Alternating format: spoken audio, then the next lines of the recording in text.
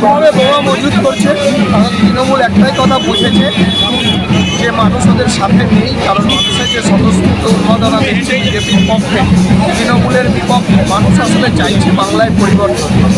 চোর দুর্নীতিবাজ প্রথমবার সরকার চাইছে না, মানুষ পরিবর্তন চাইছে। তৃণমূল এটা বুঝেছে, তাই সন্ত্রাস করতে চাইছে। তৃণমূল ঠিক যে পদ্ধতিতে ভোট করে প্রত্যেকবার, সেই একইভাবে ভোট করতে চাইছে। ব্যাপক বোমা মজুত করছে আমাদের কাঁচাপাড়া হালিশহর অঞ্চলে।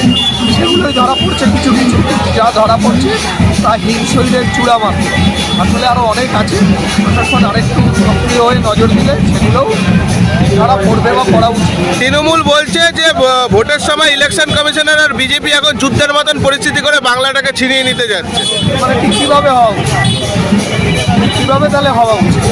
যেভাবে পঞ্চায়েত ভোটে 15টা লোকের প্রাণ যায়, বাংলার পঞ্চায়েত ভোটে, পৌরসভা ভোটে প্রাণ যায়, লোকসভা ভোটে প্রাণ যায়, সেভাবে ভোট হওয়া উচিত।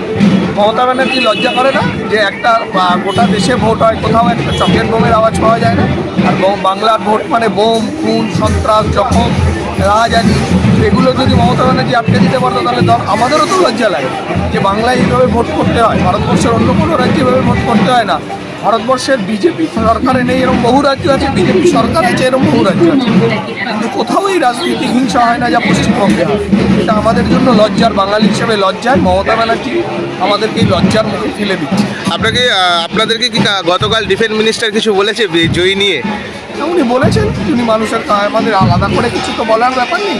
উনি আমাদের সঙ্গে ভরসা দিয়েছেন, সাহস দিয়েছেন, উনি বলেছেন যে সব রকমভাবে উনি আমাদের সঙ্গে আছেন। পার্টির তরফ থেকে যে ধরনের সহযোগিতা প্রয়োজন ওনারা করবেন।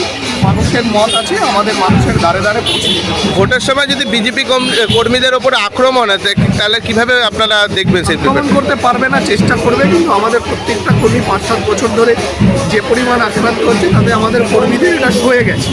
তারা তৃণমূলের আক্রমণটাকে আক্রমণ বলে মনে করে না। মিথ্যা মামলা দেওয়া, আক্রমণ করা, এটা আমাদের কাছে অত্যন্ত সহজ সাধারণ ব্যাপার হয়ে গেছে। আমরা এগুলো সয়েও নিয়েছি, সুতরাং এগুলো আলাদা কোনো ব্যাপার না। এর বিরুদ্ধে লড়াই করেই জয় আসবে।